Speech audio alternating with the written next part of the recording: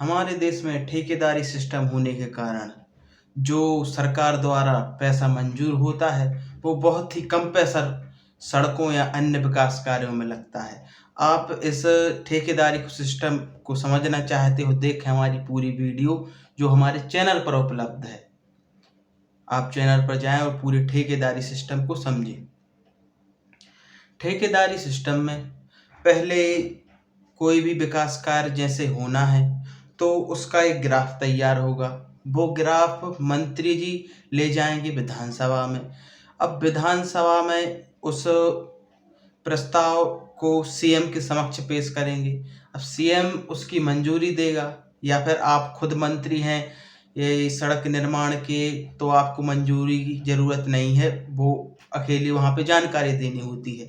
अगर आप मंत्री नहीं हैं तो आपको सड़क बनवानी है तो आप पहले वहाँ जाएंगे और जो सड़क निर्माण मंत्री है उससे आज्ञा लेंगे और सीएम से अनुमति लेंगे। अब सीएम से फंड आएगा मंत्री जी के पास। अब मंत्री जी के पास भी पैसे ऐसे नहीं है कि अलग से दिख रहे हैं, ऐसे पैसे नहीं, वो फंड आएगा कि आप जब विकास कार्य करेंगे तो आपको यहाँ से पैसे मिल जाएंगे। अब इस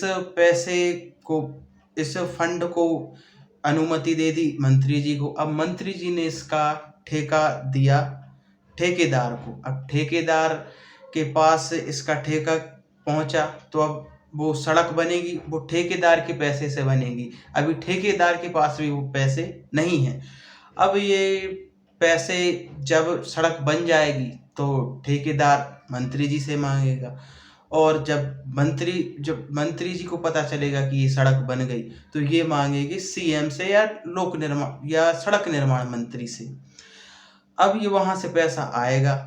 ये पैसा कई जगह पर रुकता है और पैसा जहां पर रुकेगा वहां के पैसे तो कटेंगे ही। मतलब मैं ये नहीं कह रहा कि करप्शन होगा या होता ही है, मगर बहुत से स्टेटों में ऐसा होता है कि जब सीएम से मंत्री जी के पास पैसा आता है तो थोड़ा कम हो जाता है, जब मंत्री जी से ठेकेदार के पास पैसा जाता है तो भी थोड़ा कम हो जाता है, और जब ठेकेदारी से जब सड़क में पैसा लगता है तो और ही कम हो जाता है और वो सड़क रद्दी बनती है, इसलिए वो खराब हो जाती है।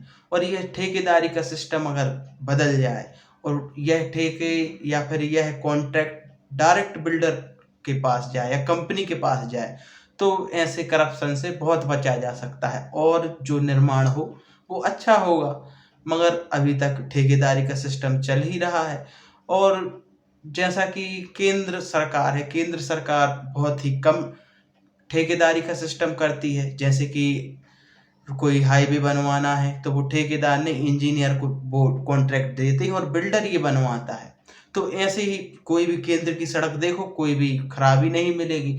राज्य सड़क में ये सब दिक्कतें आती हैं कि ठेकेदारी सिस्टम रहता है तो लगा बचा बचा बचा के अपना अपना कमीशन रख के वो सड़क तक जब पहुंचता है सो खराब हो जाती है सड़क। तो ठेकेदारी सिस्टम ऐसा भी रहता है। और यही ठेकेदारी सिस्टम इसलिए भी दिया गया था कि जब पुरानी सरकारें थी तब ये व्यवस्था नहीं थी कि बड़ी बड़ी कंपनी नहीं थी कि वो डायरेक्ट सड़क बना सके, उनके पास इतने संसाधन नहीं थे, इसलिए ये ठेकेदारी सिस्टम बनाया गया था। लेकिन अभी की परिस्थिति में इसे खत्म कर देना चाहिए। बड़े बड़ी कंपनी को दो और वो अगर सड़क ना बनाए तो उनका कॉन्ट्रैक्ट रहता है वो तोड़ दो, मगर ऐसा नहीं है।